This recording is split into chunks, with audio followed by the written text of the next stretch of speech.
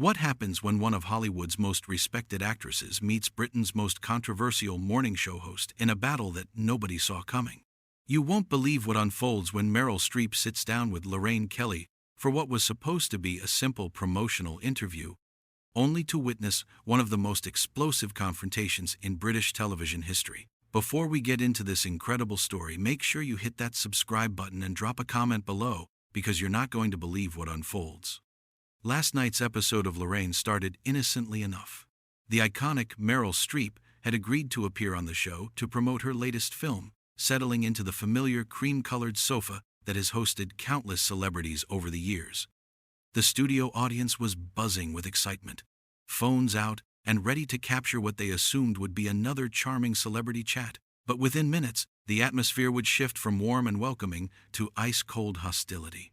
Lorraine Kelly, dressed in her signature bright blazer, opened with what seemed like standard pleasantries. "Meryl, darling, absolutely wonderful to have you here this morning. Now, your new film has been getting rave reviews, but I have to ask, at your age, don't you think it's time to start passing the torch to younger actresses?" The question hung in the air like a loaded gun.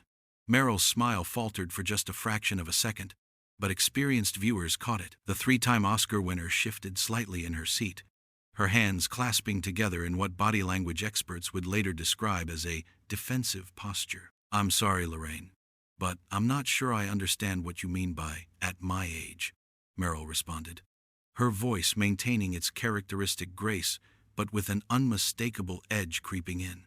"I'm 75 years old, and I've never felt more passionate about my craft." Lorraine's laugh was sharp, almost dismissive. "Oh, come on, Meryl, let's be honest here. Hollywood has a problem with aging actresses, doesn't it? I mean, when was the last time you played a romantic lead? Surely you must feel the industry pushing you toward grandmother roles?"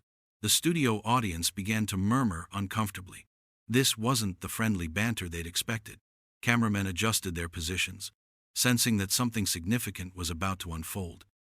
The show's producers, watching from the gallery, exchanged worried glances as they realized this interview was veering dangerously off script. Meryl straightened in her chair, her decades of experience handling difficult press situations kicking in.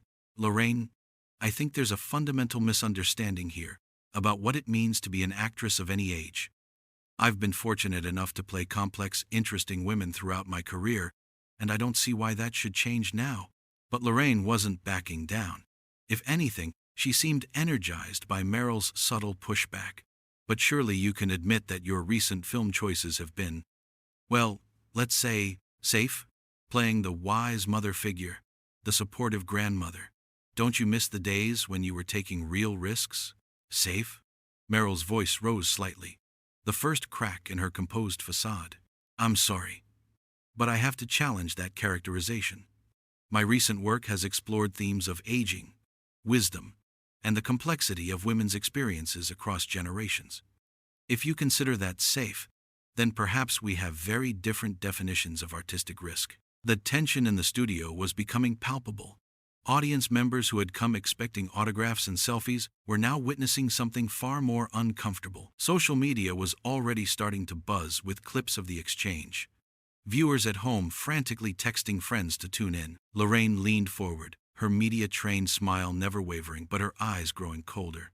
"Look, Meryl, I'm just saying what everyone's thinking. You've had an incredible run, truly legendary, but isn't it a bit desperate? Clinging to leading roles when there are so many talented young women who could use the opportunities." The word desperate landed like a slap.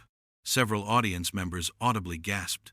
Meryl's composure, legendary for its unshakable nature, began to show real cracks. Her jaw tightened, and she took a deep breath that everyone in the studio could hear through her microphone. "Desperate," Meryl repeated slowly, as if testing the word. "That's an interesting choice of language, Lorraine. Tell me, do you consider male actors of my age desperate when they continue working? Or is this standard only applied to women?"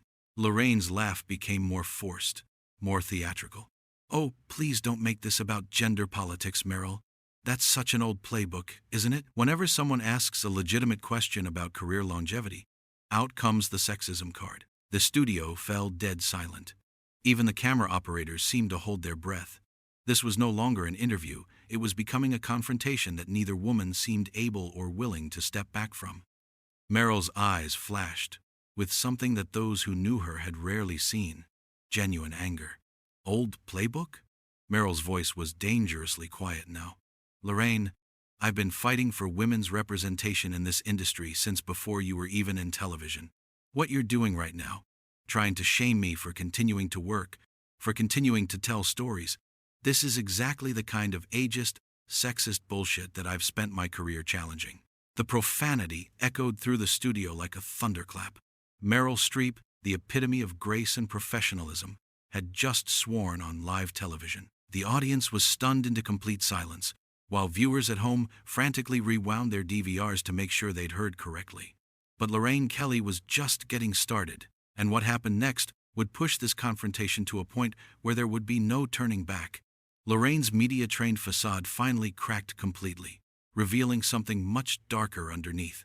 Her voice took on a mocking, almost sneering quality that shocked even her most regular viewers.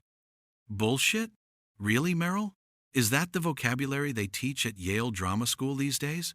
How very unbecoming of someone of your supposed stature. The condescension in her tone was unmistakable.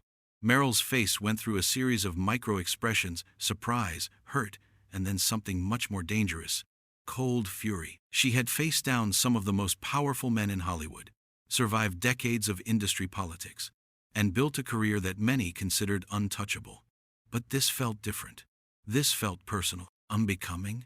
Meryl's voice was barely above a whisper, but it carried more menace than any shout. You want to talk about what's unbecoming, Lorraine? Let's talk about ambushing a guest with ageist attacks disguised as journalism.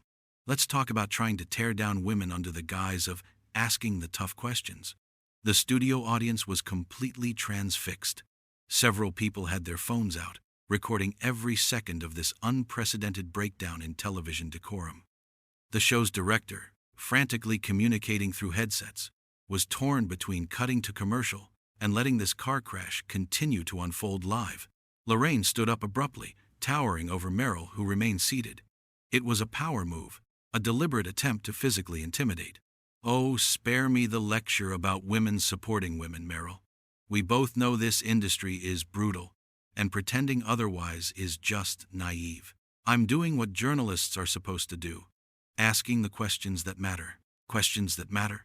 Meryl's voice rose sharply as she too stood up, refusing to be intimidated. To whom? Who exactly benefits from trying to shame accomplished women into retirement? Because it sure as hell isn't the audience. And it sure as hell isn't advancing the cause of journalism. The two women were now standing face to face, the coffee table between them feeling like a battle line. The studio lights seemed harsher somehow, casting sharp shadows that made both women look more angular, more confrontational. Years of professional politeness had evaporated completely. Lorraine's laugh was bitter and cutting. You know what I think, Meryl? I think you're scared. I think you know your time is up, and you can't handle the idea that someone finally has the balls to say it to your face. How long has it been since someone didn't kiss your ass? How long since someone treated you like a regular person, instead of some untouchable icon? The cruelty in the words was breathtaking. Even hardened entertainment industry professionals watching at home were taken aback by the viciousness of the attack. This wasn't journalism anymore. This was character assassination masquerading as interview technique. Meryl's response came like a verbal slap. You want to know what I'm scared of, Lorraine? I'm scared of a world where journalists think their job is to tear people down instead of telling stories that matter. I'm scared of a media culture that mistakes cruelty for courage and thinks that being vicious is the same as being relevant. Relevant? Lorraine's voice cracked with something that sounded almost like hysteria. You want to talk about relevance? When was the last time anyone under 30 gave a damn about a Meryl Streep movie? When was the last time you opened a film to anything more than polite respect from critics who are too scared to tell the truth? The attack was becoming more personal, more vicious with each exchange. What had started as inappropriate interview questions had devolved into something that felt more like a public execution. Meryl's legendary composure was hanging by a thread, and everyone in the studio could feel it. The truth? Meryl's voice was shaking now, not with fear but with rage. You want to talk about truth? Here's some truth for you, Lorraine. I've been making films longer than you've been on television. I've worked with directors and actors who changed the face of cinema. And you? You're a morning show host whose claim to fame is making small talk with soap opera stars and boy band members. The insult landed with devastating precision. Lorraine's face flushed red, her carefully maintained television persona crumbling entirely. The audience could sense that something irreversible was happening, that they were witnessing the destruction of whatever professional relationship these two women had ever had. At least I'm still working with people who matter. Lorraine shot back, her voice now openly hostile. At least, I'm not desperately clinging to roles that should go to actresses who actually connect with modern audiences. At least I know when it's time to step aside gracefully. The studio fell into a stunned silence, so complete that the mechanical hum of the cameras seemed deafeningly loud. Meryl stood perfectly still, for what felt like an eternity, her chest rising and falling, with controlled breathing. When she finally spoke, her voice was deadly calm. "Gracefully?" she repeated, the word dripping with contempt. "There's nothing graceful about what you're doing right now, Lorraine. There's nothing professional, nothing respectful, nothing even remotely resembling journalism. What you're doing is cheap, nasty, and frankly beneath the dignity of this medium." The confrontation had reached a crescendo of hostility that neither woman seemed able to walk back from. The air in the studio felt electric with tension, and what happened next would cross a line that would make this confrontation legendary for all the wrong reasons. Lorraine's face had turned a deep shade of red, her carefully applied makeup beginning to show stress lines around her eyes. She pointed directly at Meryl, abandoning any pretense of professional behavior. "You know what? I'm sick of tiptoeing around has-beens who think their past achievements give them a free pass to lecture the rest of us. This is my fucking show, and I'll ask whatever questions I damn well please." The profanity from the host sent shockwaves through the studio. Several audience members audibly gasped, while others fumbled for their phones to capture this unprecedented meltdown. The show's producers were frantically signaling from the control room, but Lorraine was completely beyond their control now. Meryl's response was swift and cutting. "Has been? That's rich coming from someone whose greatest career achievement is getting celebrities to giggle at your inane small talk. You're nothing more than a glorified breakfast television presenter with delusions of grandeur." "Delusions?" Lorraine shrieked, her voice breaking with rage. "I've built a career interviewing real people about real issues while you've been prancing around in period costumes, pretending to be other people. At least I live in the real world." The personal nature of the attacks had crossed every line of professional decorum. This was no longer about age or career longevity. This had become a vicious character assassination from both sides. Meryl stepped closer to Lorraine, her Oscar-winning composure finally shattering completely. "The real world?" Meryl's laugh was harsh and bitter. "The real world doesn't involve ambushing guests with personal attacks disguised as journalism. The real world has something called basic human decency, which you seem to have forgotten entirely." Lorraine's response was immediate and venomous. "Don't you dare lecture me about decency. You Hollywood types are all the same, preaching from your ivory towers while the rest of us do the actual work of entertaining people day after day. When was the last time you did anything that wasn't just Oscar bait for critics who are afraid to pan the great Meryl Streep?" The insult hit its mark. Meryl's hands were visibly shaking now, decades of professional restraint finally giving way to pure human anger. "Oscar bait? You ignorant, small-minded little woman. I've spent 50 years telling stories that matter, exploring the human condition, giving voice to characters that illuminate something true about the world. What have you done? What have you contributed beyond gossip and celebrity worship?" The studio fell into shocked silence. Even the camera operators seemed frozen, unsure whether to keep filming or look away from this spectacular career suicide happening in real time. Lorraine's face contorted with fury at being called "little woman," and she launched into her most vicious attack yet. "Contributed? I'll tell you what I've contributed. I've given people honest entertainment without the pretentious bullshit. I don't need to hide behind characters because I'm not afraid to be myself on camera. Unlike some people who've been playing dress-up for so long, they've forgotten who they really are underneath all that fake sophistication." The words hung in the air like a toxic cloud.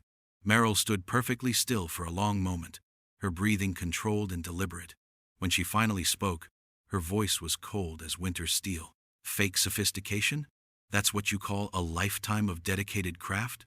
That's what you call decades of working with the finest directors, writers, and actors in the world? She paused, letting the weight of her words settle. You know what's fake, Lorraine. This entire pathetic display of yours. This desperate attempt to create controversy by attacking someone who came here in good faith. Lorraine was beyond reason now, spittle flying as she screamed her response. Good faith? You came here thinking you'd get the usual ass-kissing treatment. Well, surprise. Some of us aren't impressed by your reputation and your awards and your supposed dignity. Some of us see right through the act. That was the final straw. Meryl's composure didn't just crack, it exploded entirely. Act? You want to see an act? Here's an act. Me pretending for one more second that you deserve an ounce of respect or professionalism. Here's an act. Me sitting here listening to this ignorant rant from someone who wouldn't recognize real journalism if it bit her on her spray-tanned ass. The studio erupted. Audience members were on their feet, some cheering, others looking horrified. The show's director was screaming into his headset, trying desperately to regain control of the situation. But both women were completely beyond management. Lorraine's response was immediate and brutal. There it is, the real Meryl Streep. Not so dignified now, are you? Not so gracious and professional when someone finally calls out your bullshit. This is who you really are underneath all that fake Hollywood polish. Meryl turned toward her chair and grabbed her purse with sharp, decisive movements. Her voice when she spoke was deadly calm, each word precisely enunciated. You want to know who I really am, Lorraine? I'm someone who refuses to waste another minute of her life dealing with mediocre people who mistake nastiness for talent. She stood up straight, her full height suddenly seeming imposing despite Lorraine's continued shouting. I've worked with some of the most brilliant minds in entertainment, and I've also worked with some difficult, challenging people. But I have never, in 50 years of this business, encountered anyone as deliberately cruel and professionally incompetent as you. Lorraine made one final, desperate attempt to regain control. Don't you dare walk away from me! This is my show! You don't get to storm off just because someone finally told you the truth! Meryl turned back one last time, her eyes blazing with controlled fury. The truth? Here's some truth for you. This isn't journalism. It's character assassination. This isn't entertainment. It's cruelty. And you're not a professional interviewer, you're a bully with a television platform. She began walking toward the edge of the set, her heels clicking sharply on the studio floor. The audience watched in stunned silence as one of Hollywood's most respected figures prepared to make her exit. But Lorraine couldn't let it end there. Run away then, she screamed after Meryl. Run back to your Hollywood bubble, where everyone pretends you're still relevant. See if anyone cares. Meryl stopped at the edge of the set and turned around one final time. Her voice carried clearly across the silent studio. You know what, Lorraine? You're right about one thing. I am running away from this toxic display, from your pathetic attempt at career rehabilitation, and from whatever this sorry excuse for television has become. She paused, letting her words sink in before delivering her final, devastating blow. But here's what you'll never understand. I'm not running because I'm afraid of the truth. I'm running because life's too short to waste on small, bitter people who confuse destruction with achievement. With that, Meryl Streep walked off the set, leaving behind a stunned studio audience, a speechless host, and what would undoubtedly become one of the most infamous moments in British television history. The cameras continued rolling as Lorraine stood alone, her face a mixture of rage and dawning realization of what she had just done. The interview that was supposed to be a simple promotional chat had become a career-defining disaster, and the silence that followed Meryl's exit spoke louder than any of the shouting that had preceded it.